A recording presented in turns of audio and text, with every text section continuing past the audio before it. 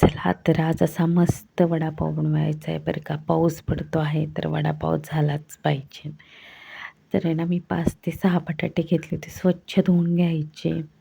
बटाटे उकडताना मीठ घालायचं, खूप छान टेस्ट येते. आपण ना ठेचा बनवण्यासाठी मिरची, धणे, लसूण, कोथिंबीर, आलं घेतलेलं आहे. धण्यांमुळे खूप छान टेस्ट येते आणि खूप बारीकही आपल्याला वाटायचं नाही, मोठंच वाटायचं आहे, थोडंसं आबडधोबड.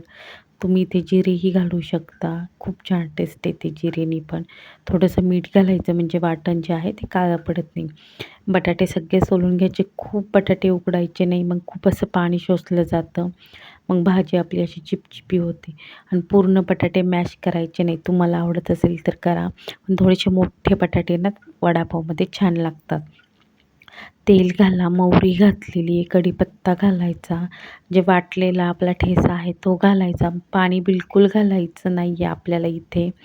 तसंच वाटून घ्यायचं आहे, तेलामध्ये छान परतायचं. खूप तेल घालायचं नाही इथे, थोडंसंच तेल घालायचं आहे आपल्याला. मीठ घालायचं चवीप्रमाणे, हळद घालायची, हिंग घालायचा तुम्हाला आवडत असेल तर. मी घातलेला नाही आहे. बटाटा जो आपण मॅश केलेला आहे तो घालायचा. पाहू शकता तुम्ही इथे मी बटाटा पूर्ण मॅश केलेला नाही. थोडेसे त्याचे तुकडे जेव्हा वडापावमध्ये येतात ना छोटे छोटे मॅश, तर ते खूप छान लागतात खायला. पूर्ण मॅश तुम्हाला आवडत असेल तर केला तर काहीच हरकत नाही आहे.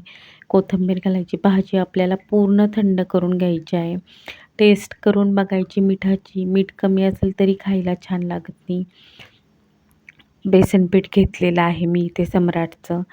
तुमच्या आवडीप्रमाणे कमी जास्त कोणतंही तुम्ही घेऊ शकता. ओवा हातावर आहे ना असा हे करायचा, चोळून घ्यायचा आणि घालायचं. ओव्याने छान टेस्ट पण येते. मीठ घालायचं, मिरची पावडर घालायची नाही आहे, हळद घालायची.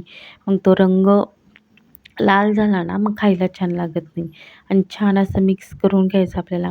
पाणी एकदम घालायचं नाही आहे आपल्याला. पाणी जसं लागेल तसंच घालायचं. कारण वडापावचं जे मिश्रण असतं बेसन पिठाचं ते खूप पातळही नसतं, खूप घट्टही नसतं, मीडियम असतं. त्याच्यामुळे वडापाव आहे ना खूप छान होतो. आणि आपल्याला इथे पीठ आहे ना एकदम असं छान फेटून घ्यायचं आहे, एकदम असं हलकं करायचं आहे. त्याच्यामुळं वडापाव आहे ना खूप असा कुरकुरीत होतो. हे तुम्ही लक्षात ठेवा. आपल्याला पीठ छान फेटून घ्यायचं. अशा पद्धतीने आपलं पीठ झालेलं पाहिजे. खूप पातळही नाही, खूप घट्टही नाही. चमच्यामध्ये घेतलं तर असं एक सलग पडायला पाहिजे. असं आपण इथे पीठ करायचं आहे. जेव्हा आपण तेलामध्ये वडे सोडणार आहेत त्याच वेळेस आपल्याला इथे ना खायचा सोडा घालायचा आहे. खूप थोडासा घालायचा, जास्त नाही घालायचा इथे. इथे ना आपण मग वडे बनवून घ्यायचे आहे. बटाट्याची भाजी पूर्ण अशी थंड झालेली आहे आपली आहे ना. त्या अशा पद्धतीने छोटे-मोठे आणि वडापावला वडा जो आहे तो असा चपटाच असतो, गोल नसतो. त्याच्यामुळं चपटे वडे बनवून घ्यायचे. तुम्हाला गोल वडा आवडत असेल तर काहीच हरकत नाही आहे. पण ना वडापाववर असा चपटाच असतो, त्याच्यामुळे हातावर असा छान आकार द्यायचा टिक्कीसारखा आणि सगळे असे वडे बनवून घ्यायचे आहे आपल्याला. तोपर्यंत कढई ठेवायची एका साईडला तापायला. तेल घालून घ्यायचं आणि ह्याच्याबरोबर चटणी करणार आहे बरं का, खूप छान लागते.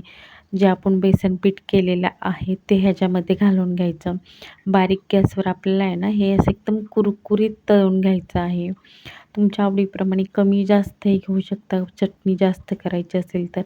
मी ना असं एवढ्या क्वांटिटीमध्ये सगळं बेसन पीठ तळून घेतलेलं आहे. त्याच्यामध्ये 2-4 पाकळ्या लसणाच्या घालायच्या, खूप घालायच्या नाही. इथे ना तुम्ही शेंगदाणे पण त्याच तेलामध्ये तळून घालू शकता. मिरची पावडर घालायची आहे, मीठ घालायचं आणि मिक्सरला हे बारीक करून घ्यायचं. खूप बारीक नाही करायचं, खूप मोठे नाही ठेवायचं. आणि ना मी त्याच मिक्सरच्या भांड्यामध्ये एक पाव आहे ना तो असा तव्यावर गरम केला आणि तो घालून घेतलेला आहे. त्याने खूप छान अशी कुरकुरीत टेस्ट येते.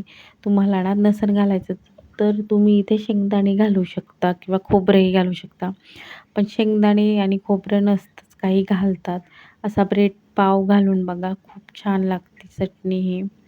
ही चटणी झाल्याच्यानंतर आपल्याला त्याच कढईमध्ये वडे सोडून घ्यायचे आहेत. अशा पद्धतीने ना पूर्ण बेसन पीठ झालं ना सगळं पातेल्याला पुसायचं आणि मग वडे घालायचे. म्हणजे तेलामध्ये खूप असं बेसन पिठाचं आहे ना होत नाही. अशा पद्धतीने सगळे वडे आपल्याला आहे ना सोडून द्यायचे आहेत तेलामध्ये. बारीकच गॅस ठेवायचा. मोठा गॅस इथे आपल्याला ठेवायचा नाही आहे. दोन्ही साईडने आलटून-पलटून छान असे क्रिस्पी होईपर्यंत वडे आपल्याला तळायचे आहेत. वरनं क्रिस्पी आणि आतून असे मऊ, तर खूप छान लागतात आणि वडापाव गरम-गरम खायलाच खूप छान लागतो. त्याच्यामुळे ना असे छान बारीक गॅसवरच तळायचे. रंग चेंज करायचा नाही आपल्याला. तुम्ही आहे ना थोडेसे तळले आणि काढले आणि परत एकदा तळले तरी काहीच हरकत नाही. पण एकाच बॅचमध्ये आपण मी तळलेले आहे. बारीक गॅसवरच तळायचे. खूप बारीकही नाही ठेवायचा, लो टू मीडियम ठेवायचा. म्हणजे छान असे क्रिस्पी होतात इथे वडे. बघू शकता तुम्ही. असे मी पाव घेतलेला आहे. मग त्याला ना थोडीशी चिंच गुळाची चटणी लावून घ्यायची आहे. चिंच गुळाची चटणी तुम्हाला नसेल आवडत तर काहीच हरकत नाही. पण ह्यांच्यामुळं ना वडापावला खूप छान टेस्ट येते. थोडीशी पुदिन्याची, कोथिंबिरीची चटणी आहे ती लावून घ्यायची. जी आपण केलेली चटणी आहे तीही टाकायची आणि छान त्याच्यामध्ये वडा ठेवायचा. आणि हिरवी मिरची तर हमखास पाहिजे, त्याच्यामुळे खूप छान लागतो. व्हिडिओ थोडा तरी आवडला तरी लाईक, शेअर, सबस्क्राईब करायला विसरू नका. व्हिडिओ पूर्ण पहा. चला तर मग बाय. नक्की ट्राय करा.